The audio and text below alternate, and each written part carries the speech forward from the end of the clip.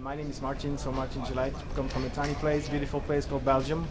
Nobody's perfect. Been working on human resources for the last 16 years. Been working with on SAP and with SAP on projects since late '97, and actually working on most of the functionality that have been provided so far. I'm also part of what we call the education team, so I'm training on behalf of SAP at different education services here throughout mostly Europe, and I've been appointed, in case you worry or you actually question why I'm wearing my pajamas, I've been appointed in what we call an SAP Mentor back in 2009, so I was one of the first one amongst good guys regarding human resources. And if you want to find me with more biography, then you have the short one on Twitter, Gillet. Or you can find me, Google me on LinkedIn, it's easy to find. Great stuff. So, why have you come to this year's SAP Insider? Well, I come almost every year. I mean, my colleague SAP Jared Pazanik was teasing me, telling me I was doing quite a lot of conferences. Well, first of all, because I enjoy it. It's not only the traveling, but it's most of it is the networking that you do, and also it gets you hands on the latest part of the knowledge.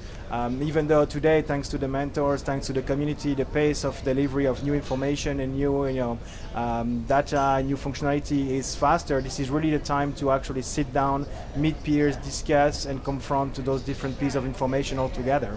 We're not here to make publicity, but let's face it, those kind of events, we have two major, actors on the market. We have SAPinsider and we have Evenful, and they're making quite a good job to provide, those, meeting points or rendezvous every year, either in Europe, in Middle East, or in the US. So that's the reason why I come. And another reason is also I've been selected, or I've been actually endorsed to provide some session. So it's my pleasure to entertain and to actually also interact with people.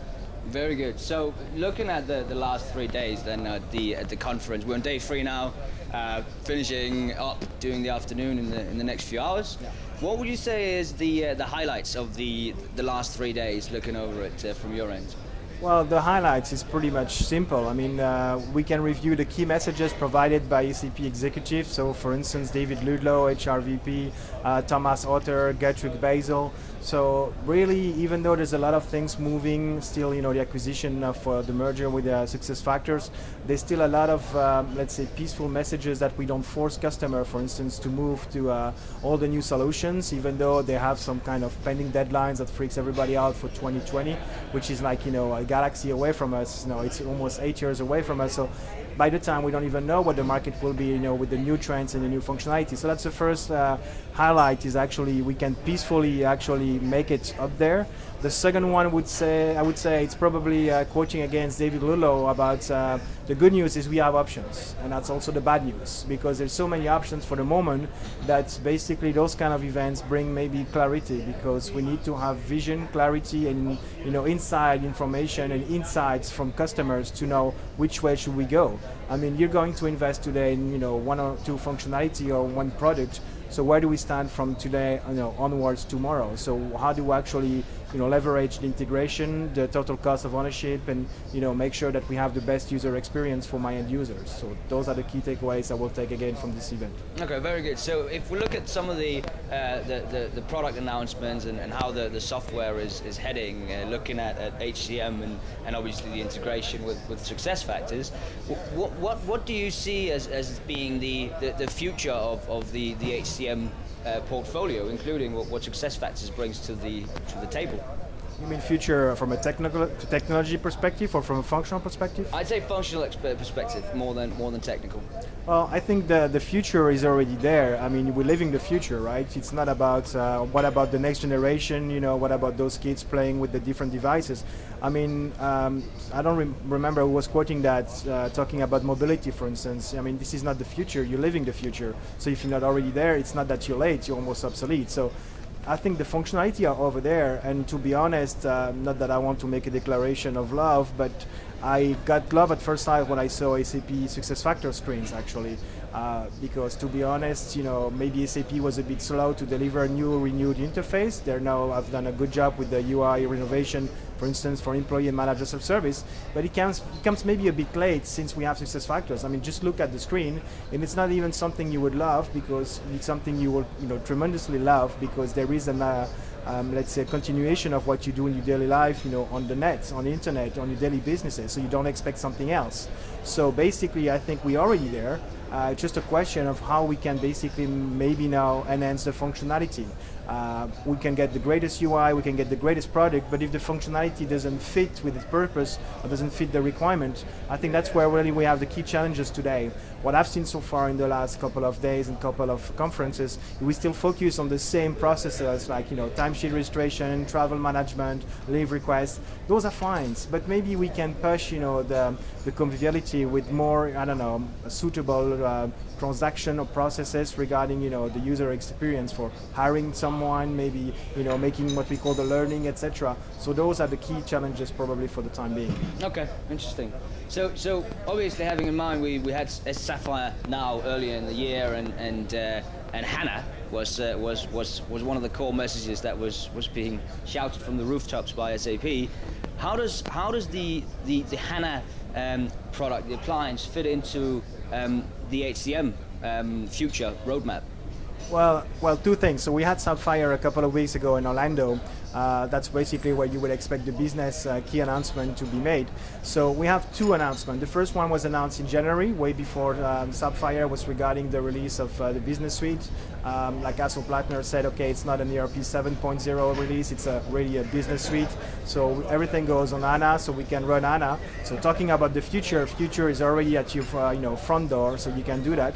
The second announcement maybe that is also quite important, but independent from HANA, is also the announcement of the release of Fiori. That's also maybe quite a potential alternative for many customers. So coming back to your point with HANA, well, there's a lot of things we can actually do. One of the key, let's say, purpose probably from the HANA perspective would be maybe the response time, the speed, the speed of execution, especially for large customers with payroll and time entries. For the moment, maybe there is a couple of concerns. The first concern is basically the spread or maybe the span of HANA functionality throughout the world. There were some good questions in different sessions, especially with the panel with Luke Marson and Thomas Otter with SAP and SuccessFactors. So how do we actually control the different countries for well-known customers that actually sell candies, etc. So how do we do that so that we have some kind of global template? So that's maybe the first challenge. The second challenge is it's also a tremendous change maybe of direction for customers. They've been investing, they've been faithfully working with SAP for the last decades, if not maybe more. You probably know SAP celebrated its 40th birthday quite recently. So basically, how do we actually make the transition to go over there, and how do we sell the business case, if not to the IT guy, to the business guy? So how do we highlight the business value?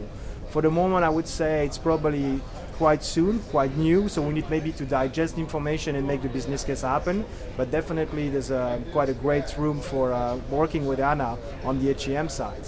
Interesting. So just out of interest, if we then look at the adoption from a customer side towards a HANA investment with your HCM platform, when do you think we're going to see more instances and more projects actually kicking off in this space? What's the timeline we're looking at here? It's hard to tell. First of all, I'm not maybe an expert in that area. I maybe challenge your viewers to follow the, quite a couple of good guys from the mentors. Harald Reiter comes to my mind, maybe Vijay also. So there's a couple of good mentors amongst other community peers that actually blog about that. So for each industry silos, maybe it could be nice to actually read that. Also challenge you maybe to read the views from market analyst expert John John Reed and Dennis Howlett. I think from my perspective, at least as an individual and independent contractor, I see different items or different parameters such as this so-called crisis. We have this management crisis, financial crisis. So the pace of innovation is one thing, but on the other hand, well, just like any other things, you need to have a budget. So the times are tough for everyone.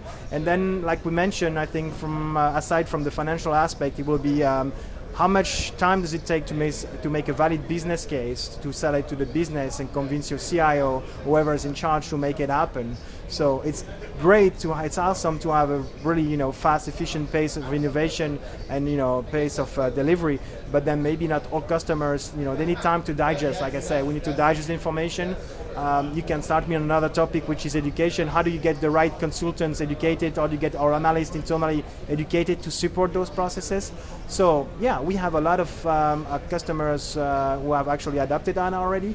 I don't have the figures in mind, but it was announced by Vishal Sika, our SAP CTO at Sapphire, so you can check the numbers, they're public, they're out there. So the pace of adoption is also quite fast. So it's coming probably massively.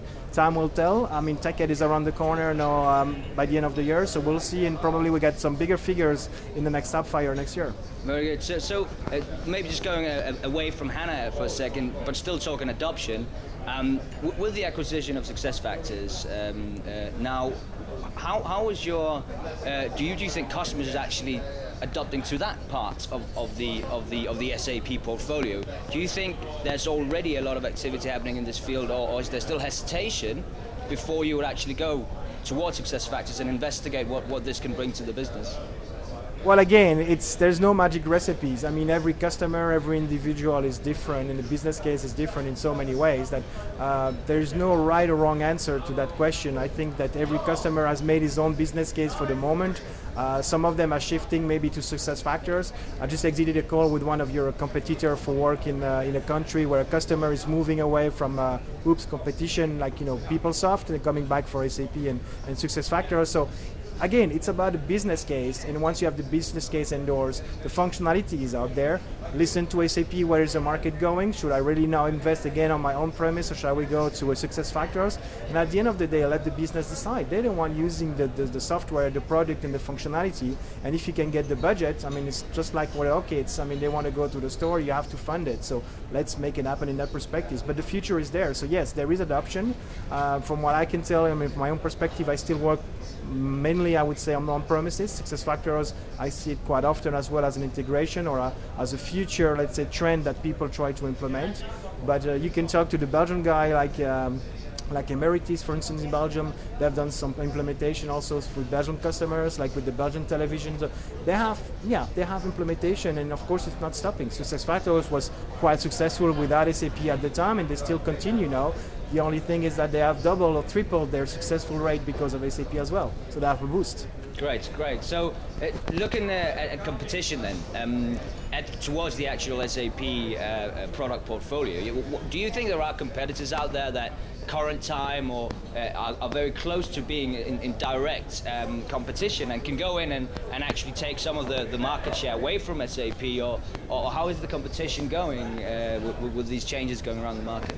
Well, basically it will probably, you will need to run some analytics to see perhaps per country. I mean, for Europe, I don't see much competition as such. First of all, competition is healthy. We need competition, otherwise, people don't get maybe too excited or too creative to boost maybe the innovation at one stage. So talking maybe about competition, there's been a lot of blogging about, so namely, for instance, from the SAP Jared Pazanik and Dennis Outlet regarding Workday in the US. Workday is not something new since a few years now, are basically winning over some faithful, loyal customer from SAP. And it's fair enough. It means that maybe at some level, we as implementator or as service provider or maybe as a software designer have failed in some ways, that they found the software better in their business case. So it's something that we should maybe not criticize too much, something we should learn from it and take the key takeaway to make our product run better and make the functionality even better.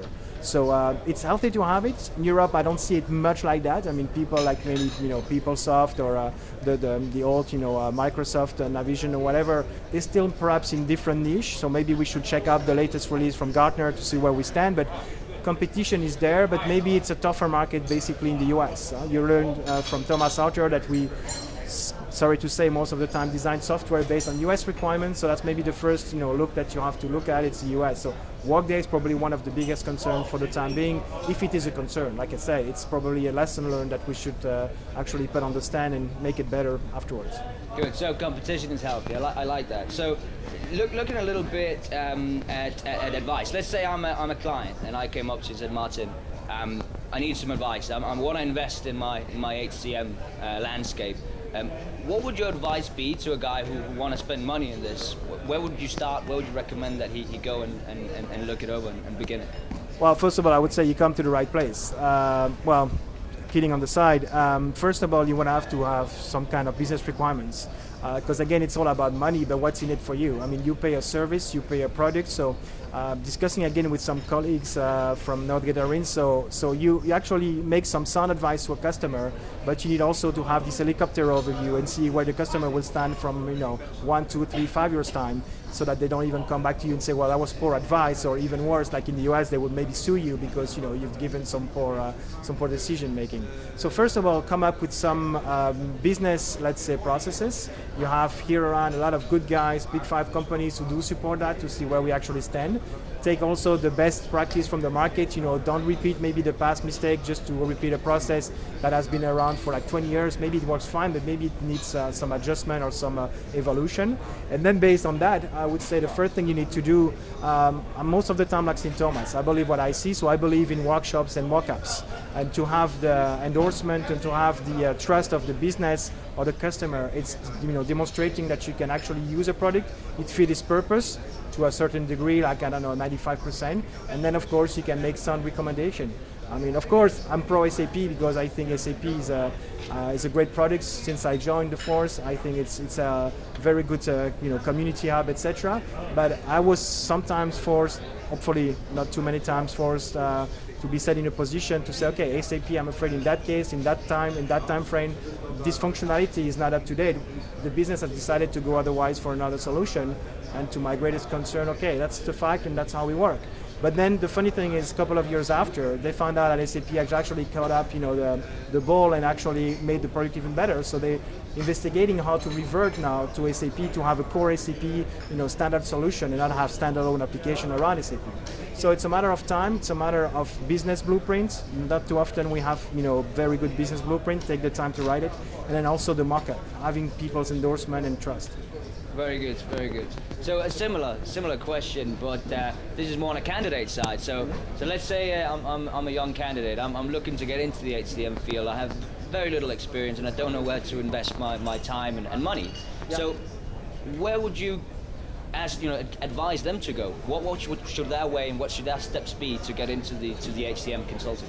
Well, there's many ways. I mean, I started working on SAP and was my thesis back in '97. There was no Google at the time. Those were the days. I mean, you had to actually to go for yourself in libraries or actually maybe picked up some good books. So first of all, I think the primary source of information is SAP. So you actually go online, it's free, you go to help.sap.com. So this is a standard product. I mean, nobody is reading the documentation nowadays, but come on, you should maybe actually just at least know where it is. Then the extension of this is probably the community. I mean, I'm standing in front of you wearing my pyjamas, my SAP Mentor, so I'm just, one side of the community. There is 3 million people and counting. It's free. You can actually go there. You can learn from people, not only the theoretical side, but you can learn from experience. So people actually blog about it. I see the blog from a great guy called Chris Payne in Australia was blogging, why am I giving so much free stuff away? Because we like to share, and that's how we get, ourselves maybe richer, just by giving and receiving maybe. So you can chime in on the community. It's SAP SCN, SAP Community Network. Google it, it's easy. You can still go for the extra mile. That means that you can also follow the extra people on social media, so the content can come to you. You can follow the SAP Mentor website, sapmentors.sap.com, or the SAP Mentor Twitter account. Identify the right individual to follow. I don't know who said once that there was not too much information, there was only poor filter. So there is a lot of information, just set the right filter. Register to RSS feed, follow the right people, and that's free. All of that is free. Then of course, I mean, no guts, no glory. So you have maybe to go for the extra mile. Attending those conferences, for instance, is worth the juice because, I mean, it's always the saying is the squeeze worth the juice. So it's really worth it because for a couple of days, basically, you have everything. You have the content, you have the networking, and you have the business practice right there. So that's the extra mile. Okay, you cannot make it. What's the extra mile? You have the partnership with SAP. It's SAP Press. They write good books. Most of them. I haven't read all of them, but most of the book I've read are pretty cool. So you can check online. They have ebooks. I mean, come on, it's €80. I mean, it's not even worth 1 hour of a good consultant time. So people who wrote those books, like I did, like my colleagues, it's really, really not for the money. It's for fun, and it's worth it. So have a look. That's also a good start to get there. And then I would say the last remaining piece probably would be to use and to search the web, set your parameter. Google, among other things, it's a tremendous opportunity to learn and to find new information over there. So throughout those different channels, it could be nice. And you can even go for the extra mile, it's go to SAP training. They have academy, I train people as well. So you can actually show up at SAP, register for those, and you can actually make it. The only thing is you need maybe to set some milestones, because of course, like we always say, Rome is was not made in one day. You need to set milestone, and again, it's the HR side of me talking, but you need to set up some kind of development plan. So put some achievable, milestones. Say, okay, this is what I want. These are the things that I need to do, and so we can move on, throughout the years. And your career is probably secured. I mean, SAP will be around for at least another 40 years. So, great. Lastly, which I also asked your co-mentor in yesterday's session, Luke Martin. Okay. Who of the SAP Mentor Network would you say is your all-time favorite? My all-time favorite? That's a tough one. I don't know what Luke said. I haven't seen the rush. Well, before I answer, I may give you maybe some tiny piece of answer. I would maybe refer to Seinfeld. I'm telling you for the last time. When the people in the audience, last time he was actually delivering his show, were asking him what was his favorite character. And he was like, that's a tough one as well. But there's no, I would say, favorite ones, because each and every one is different in a way that you like them. It's like asking you what's your favorite cereal brand in the morning. You have more than one, right? So what I can do maybe it's to give you maybe my top 5, top 10 people. I mean, it's all about encounters, meeting the people at the right time maybe, and achieving people. Namely, probably my best encounter besides the SAP team, like Mark Hilton, Mark Finnan, Chip Rogers, and all the team behind them that are actually doing a great job. It's probably John ERP, John Reed, and and Dennis Howlett. We work on with the certification 5 on delivering maybe a key message for the certification that you can still find online. And then of course you have namely some great mentors that you can work with. I would say in my surrounding from HR, you have Chris Payne, you have Graham Robinson, you have Luke Marson, of course, you have Jared Pazahanik. So those key person, and I'm probably sorry for the guys that I forgot, I mean, he's giving me the signs, I'm on the clock, but I would say probably most of them that are basically close to my heart and close to my functionality and to the things. It's more the attitude that I value and the personality. So definitely those are my favorite, if you would say favorite, but then maybe I get in trouble to say that. So thank you very much, Martin, for attending. Thank you for having me. I hope you enjoyed it. Thank you.